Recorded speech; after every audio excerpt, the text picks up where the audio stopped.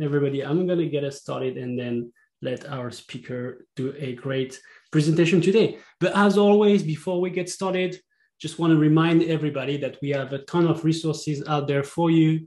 Our AI and Intelligence Community Forum is full of articles, and that's the best way for you to ask questions. We have experts reviewing the questions and answering those. So feel free to leverage that resource.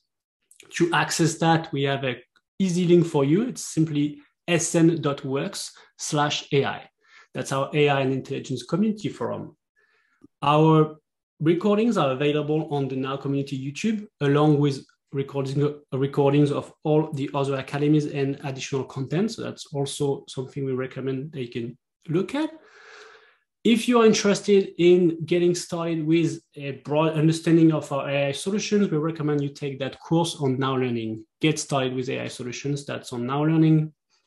And if you want to partner with ServiceNow in an agreement to share your data, feel free to join our Global and AI and Innovation program by reaching out to the email address on screen. As always in those sessions, we try to talk about features that are readily available in the product that you can already use. But in case you ask about the roadmap or we talk about features that are coming later, please keep in mind our safe harbor notice.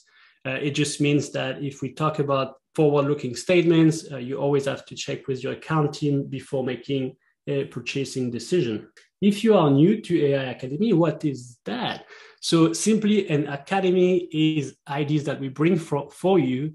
There are fresh ideas to provide you better understanding and practical guidance of our product. Here specifically our AI products. And today we'll talk more about AI search specifically. This session is recorded and then available on our YouTube channel on the Now community that I shared just a few slides ago. But if you are here with us today, it's a great opportunity to ask your questions. Use the Q&A panel on the Zoom interface to ask your questions, and we can answer those today during the call. And if we don't have time, we'll get back to you and give you the answers. With that being said, we're going to talk about AI search, specifically the AI search for Virtual Agent Chatbot at Knowledge. So if you were to at Knowledge and you used our mobile app with the chatbot, you might have seen that it was using a pretty interesting search. And so if you're like me and you're interested in knowing how that worked, today is a super interesting session with Tricia that's going to walk us through how that was built. And with that, I'm going to hand that over to you, Tricia. Thank you very much, Loic. It's really nice to be here. Everyone, my name is Tricia Cornish. I am part of our solutions consulting organization, and I focus on platform intelligence. And these are the tools that really facilitate digital transformation: the virtual agent, natural language understanding, machine learning, generative AI, process optimization, and AI search. I definitely enjoy my job. Our goals for the day, I'm going to go through a quick overview of what we delivered for Knowledge 23, give you a quick demo. I have some examples throughout the PowerPoint presentation, and hopefully I provide enough time to answer some questions. Really, this is how we delivered a solution to help our attendees at Knowledge. And so I'm just going to cover this first. Knowledge was back in May, held in Las Vegas, and we had so many exciting messages to share.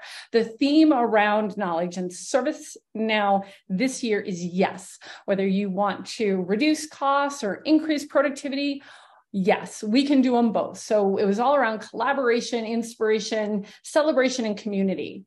And so if you were able to go to Knowledge, you always know that there's lots of activity, lots of information to share.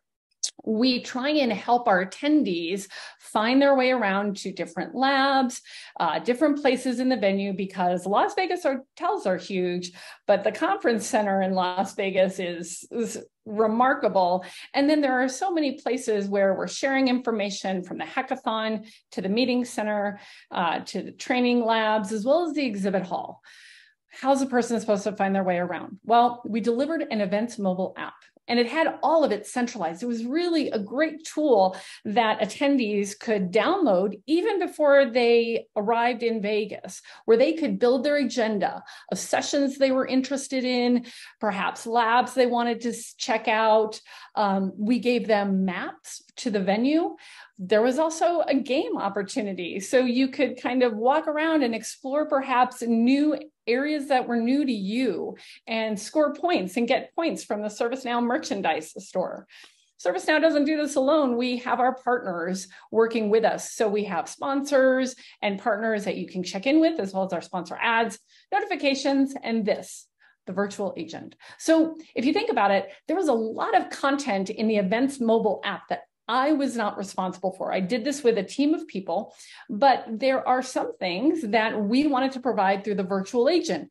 And from a product and capability perspective, we wanted to see if our attendees would need to use a virtual agent or if we provided enough content in the mobile app so that it was completely self-sufficient. It was kind of a little experiment. Now, real quick, before we go into the solution, we have a poll. So the virtual agent, have you used the virtual agent? Maybe it's not in production. Maybe you're working through it. Go ahead and just throw a vote up there if the virtual agent is new to you or if you've used it before. It was specifically the ServiceNow virtual agent. So let's just take a couple moments for that.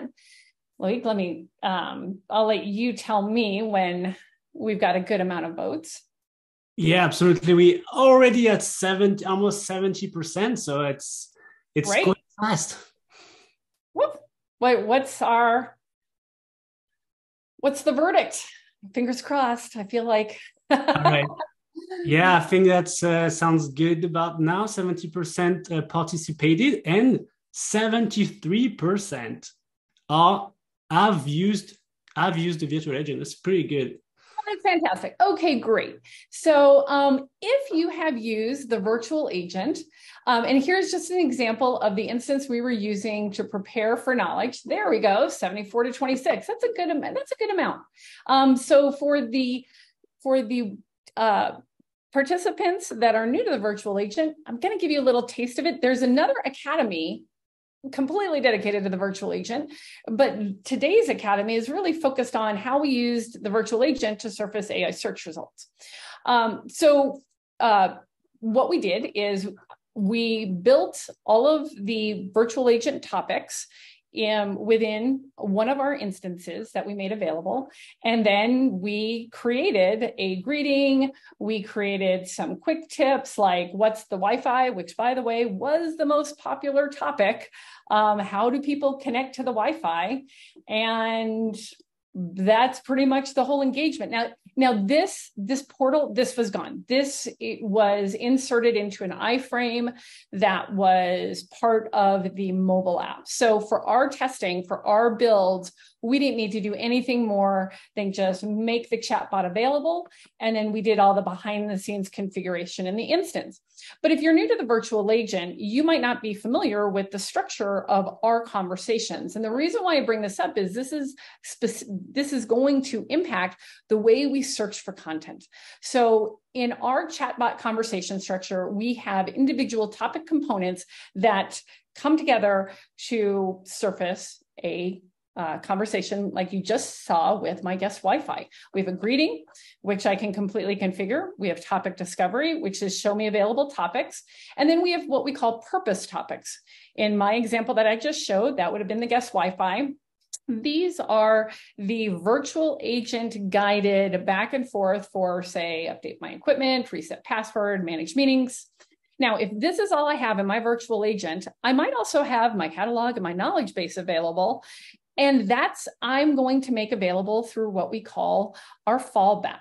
And for me, I've crafted my virtual agent solutions so that I search that content when a user asks a question like request a laptop. So I don't need a purpose topic around catalog request. I can tell my users, hey, team members, if you need to request something from the catalog, go ahead and just type in request a new parking pass and we'll find it. We won't find it in the purpose topics, right? These are my automation topics, but we will find it in the content search. Now, in our fallback, we have content search occurring first. And then if a user asks something just crazy, or maybe we don't have anything in the catalog that's being used in AI search and there's no purpose topics, then we have what I call the fallback action. What should the virtual agent do if no content is found? And if you think about it, in an IT environment, or an organizational environment where users are asking for IT support or HR support, this makes sense. I want to inquire on my benefits. I want to reset my password. I want to order a new application license. All of that can happen. What's for dinner on Saturday? Well, is this something we need to know? But if no content's found, do you want to create a ticket? Do you want to call an agent, search topics, or end? So from an organizational perspective, this works really well. And I'm going to go to my next slide. So as an example, here's just a self-service portal that I use to demonstrate to my customers, where I'm provided a custom greeting. I can tell them how to use the virtual agent. I can ask any question. So when will I be able to retire, as an example? That could be specific to my benefits inquiries. That could be specific to just any sort of information. So I'm going to display information from my knowledge base or catalog.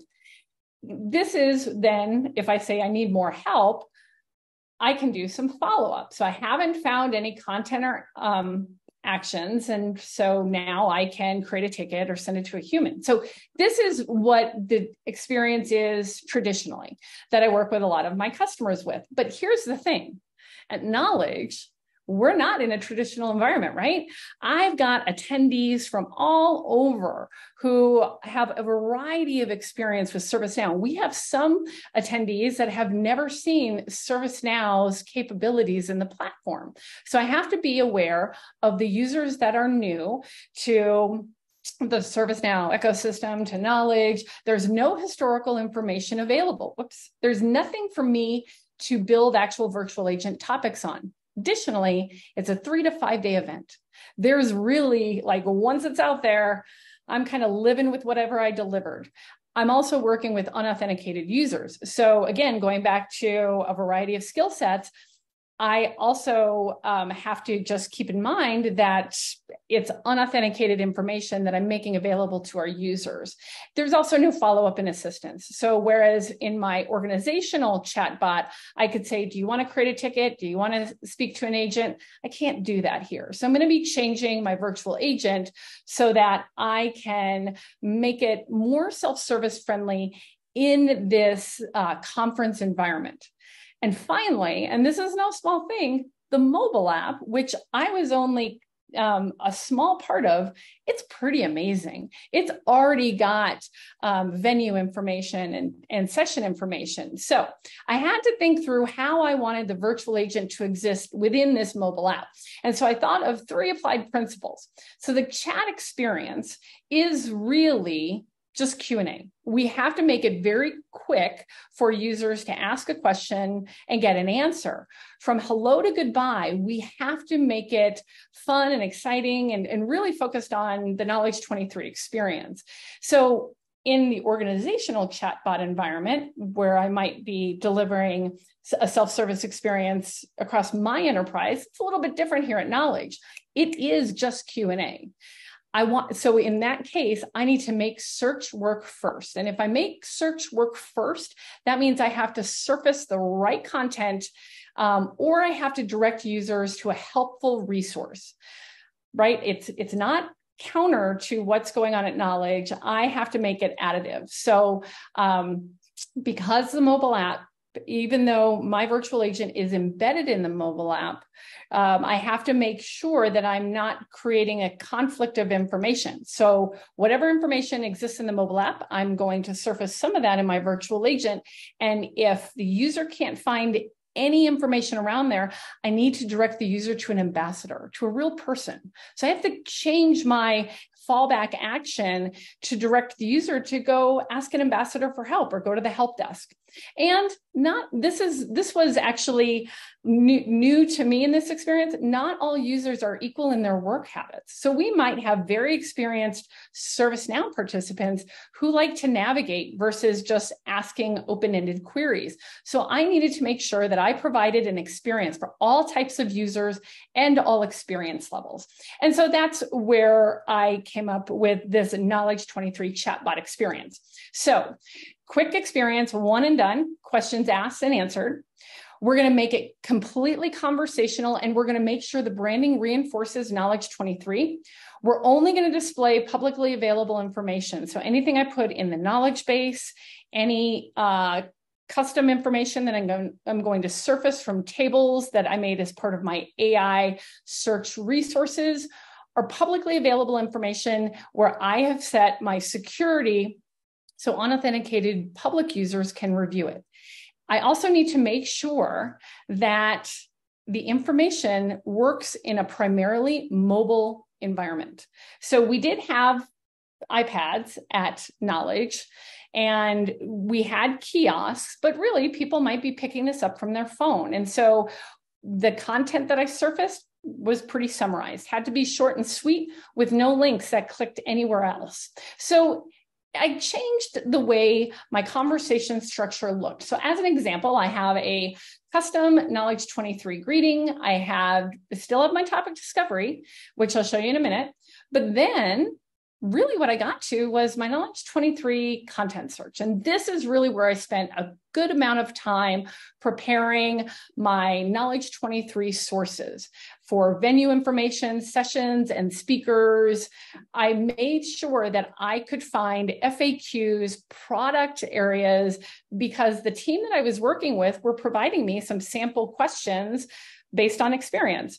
Most people ask when they approached the help desk in prior years, what's the Wi-Fi? When are the exhibit hours? How do I find ITSM? What is ITSM? There's a host of different questions we started with that I made sure I could find here. Now, here was the interesting part of this. My fallback, though, like I said, because I can't do any follow-up, I had to make sure that I changed this to find an ambassador. And I think this is key, understanding that fallback is actually a two-step process. And then, of course, my closing. We hope you enjoy Knowledge. And so here's a couple of examples that I just showed you in my Wi-Fi example.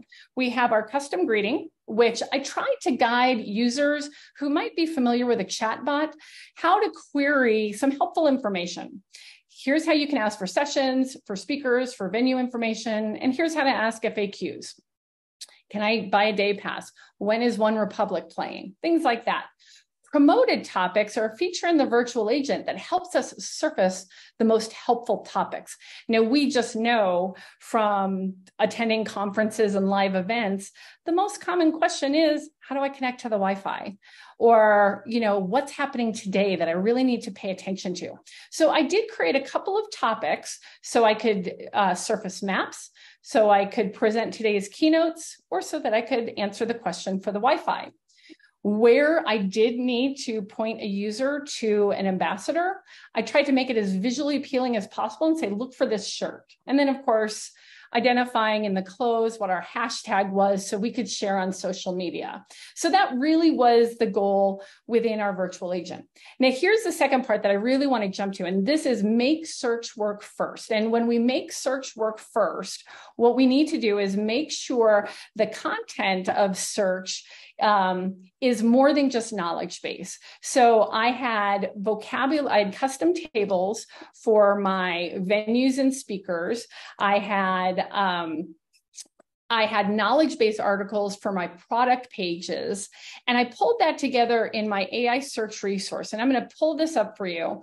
I was able to accommodate additional search criteria using meta tags, synonyms, and stop words. And what I mean by that is, for example, in the venue, we provided a meditation room, a quiet area, a meeting center, in addition to just identifying locations for training labs. And so being able to differentiate between the meeting center and a place to meet for the hackathon, the query might be the same, where do I go to meet? But actually we want to direct the user to a very different place. So I'm going to show you those tables in a moment, but as an example, we also had to consider different ways that users might ask for, when is Dale Stubblefield speaking? Who is presenting at the hackathon? Speaker versus presenter, training versus lab. I had to make sure I accommodated those synonyms because I didn't have any room for error. This is only a 3 or 5 day event, so I couldn't wait for relevancy to kick in. I needed to make sure I had those already in place so they kicked in automatically. Same with stop words. Half of our labs, which I discovered the hard way, have optimizing and transform in the lab name. And so I actually moved those to what I call to the stop words, so that if someone said, how do I optimize the ITOM operations? We focused on the ITOM operations versus optimizing ITOM operations versus optimizing the mobile experience. So I made sure that I got rid of the terms we used a little bit redundantly in some of our session names. And then, of course, boost and promotion rules. So in my AI search profile, I wanted to make sure that when users asked for, when is Bill speaking, I know exactly what they're asking for. They're asking for Bill McDermott. They're talking about keynotes. I want to make sure that those are surfaced first. And then, of course, we're going to sort by the date. Today's dates are going to appear first. Future dates are going to appear underneath. So here's an example of my search profile, my K23. Here you can see my sources. I've got custom tables for venue information and for sessions. I am using my knowledge base item, or my knowledge base, excuse me, but I'm making it very specific to a knowledge base within my instance. And I did have a couple of catalog items. I did create a custom synonym dictionary as well as stop words. And in my synonyms and in my custom dictionaries, I'm just going to go ahead and open this and just show you some examples of what we look for. And if you think about it, we're all familiar with ServiceNow, so ITSM seems pretty straightforward. But in, say, like, and this is how I think of large language models and natural language understanding, what I thought of is that's not standard vocabulary out in the world. Order management, ITIL, advanced work assignments. So I made sure that those synonyms were all available. So if someone said, I'm looking for the session on AWA, we knew they were talking about advanced work assignments. And then, of course, my result improvement rules. Okay, so that was how I really improved search. And I was able to take advantage of all the capabilities in AI search, because when you think about it, a lot of the questions follow the same format. You know, when someone's asking about a session, and they might be asking for when is or where is the hackathon? Where can I find the keynote? When is Bill presenting? Where is badge pickup? Is really no different than from where is the store merchandise place. You know, what is AI ops? First, we have to provide a synonym for AI ops, but then what is for the product areas, I want to make sure I direct to knowledge base. So I made sure to put in some sample utterances and identify my source correctly. And late to the game was our surprise guest in our chatbot, which was any mention of ChatGPT or generative AI. For that, I actually created a virtual agent topic. And the reason why I did that is because I wanted to centralize the sessions, the speakers, and the information just to a virtual agent topic that I could guide the user through and have it be very specific to the ask. So I surfaced just those sessions in a what I call a unicorn virtual agent topic.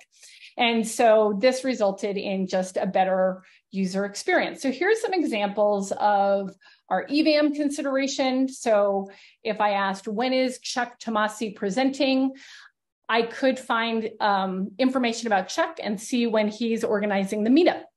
Now, remember, this is in a mobile app wholly dedicated to sessions and speakers. So I just needed to point them in the right direction. I wasn't the primary source of information. So I just needed to give the user enough to say, okay, now I know what to look for in my agenda builder. For my product pages, what is customer experience management? This is where my synonyms in AI search really helped, so I could surface a knowledge-based FAQ with a link to our product pages. And where a user was asking for venue information, I could surface a card around, say, a meditation room, a prayer room, quiet space, things like that. Now, here's the thing. When you have a mostly AI search within the conversation structure of the virtual agent, I still have an opportunity, up here, that in my topic discovery list, I don't have any content to show, right? Because I've only got one virtual agent topic and I've kind of hidden it, and everything else is going into my content search. So the challenge is, and this goes to my third, my principle of making sure that I am meeting all users according to their work habits. This is where, if we display show me everything, I need to show something. And topics, for just having nothing show and show me everything really does create confusion for the user. So I did enhance the custom greeting with tips. I did decide that if I'm going to show me everything, I'm going to show something. And then I created topics just for search. And there's a wrinkle here. I did create topics to search specific subsets of my knowledge search profile. And then I used one virtual agent topic that was NLU enabled for my generative AI topic. And I hid that so that a user would just search for that and see it. But if they were looking at the show me everything, they would not. And then search, my generic search that I just walked through, picks up everything else. And so what happens is something like this. So if I open this experience,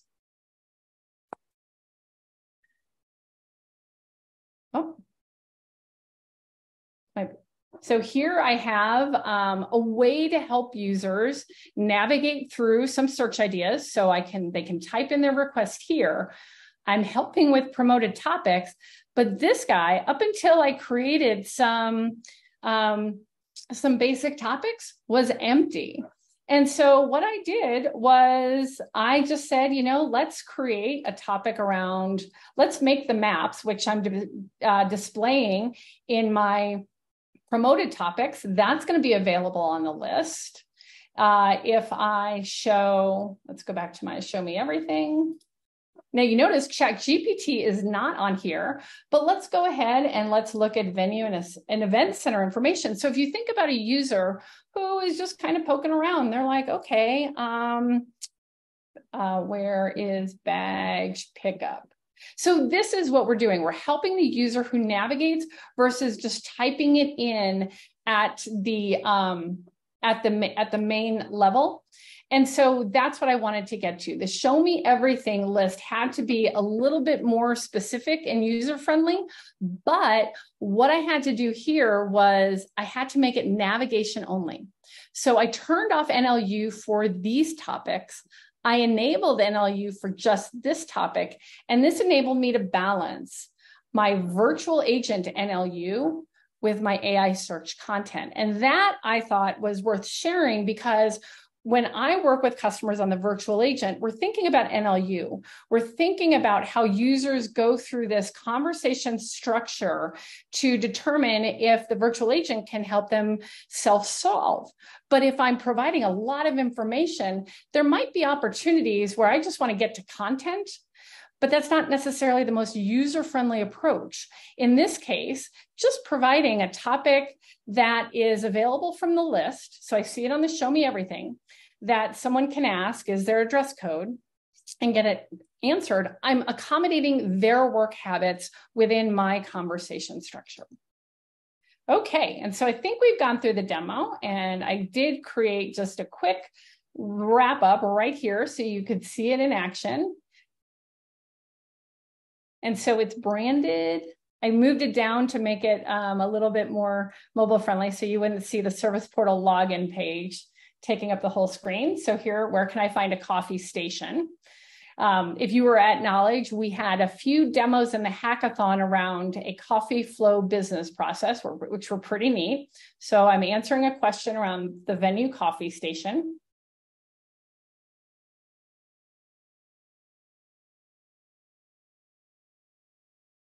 And that, I think we're almost done.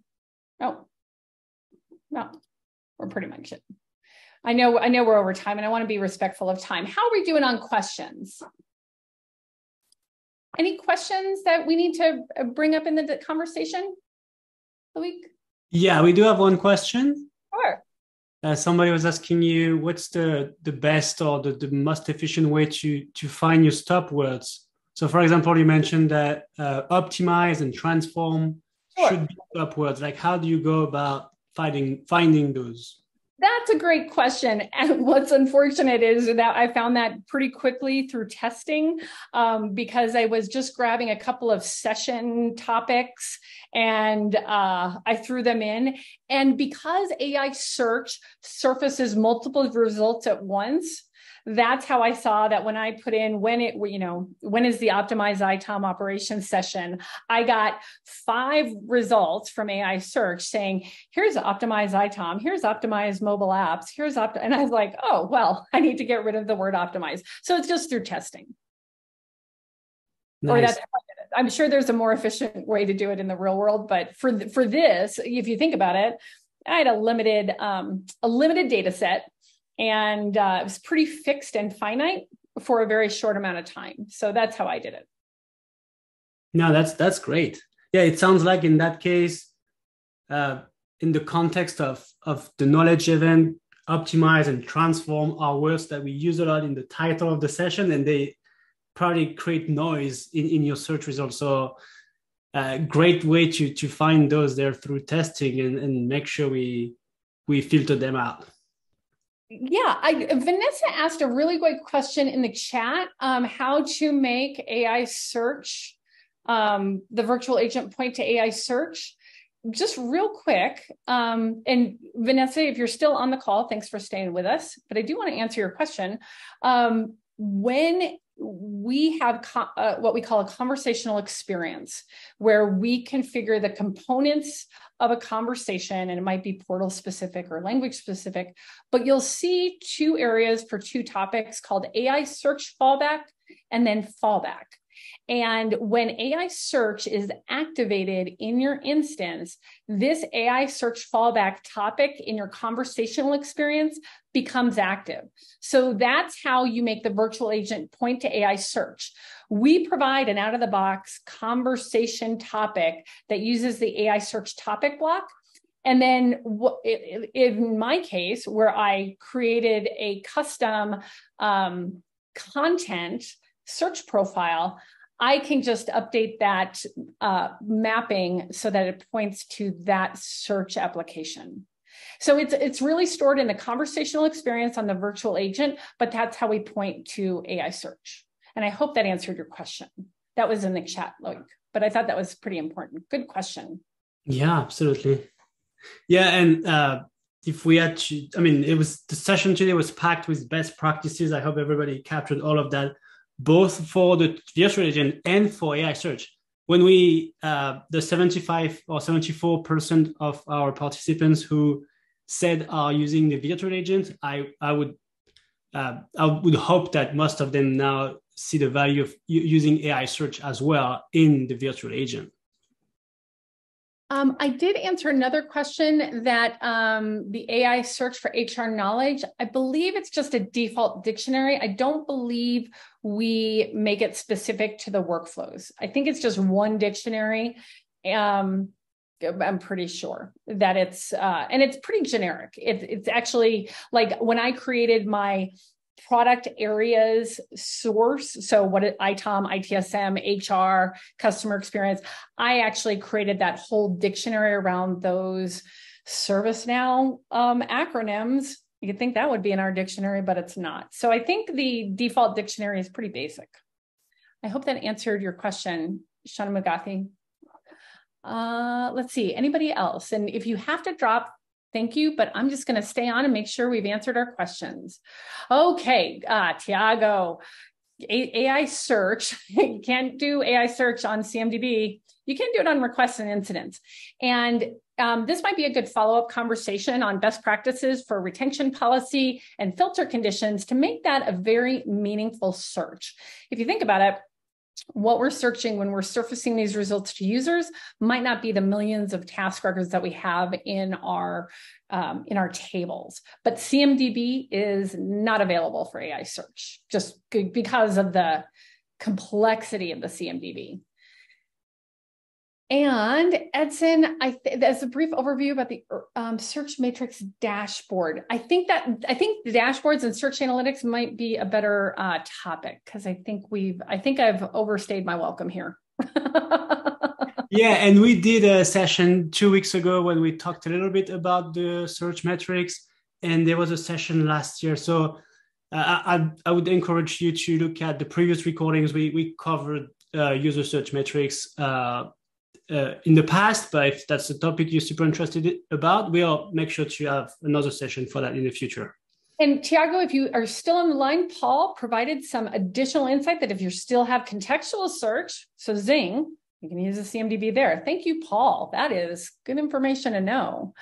And then anonymous, what do we need admin privileges to SharePoint to do AI search? I think that's more around the integration. Just that connection and credential to from a secure user in assigning roles, but I'm guessing whomever asked about admin privileges to connect to SharePoint. I think that's mostly to build the connection. For usage, it should just respect standard roles. Okay, thanks everyone for hanging with me with the extra time. Thank you, Tricia. Thank you, everybody. And we'll post the recording when it's available. And we'll see you in 2 weeks for our next AI Academy session. Thank you, everybody. Have a great day. Thank you very much, everyone.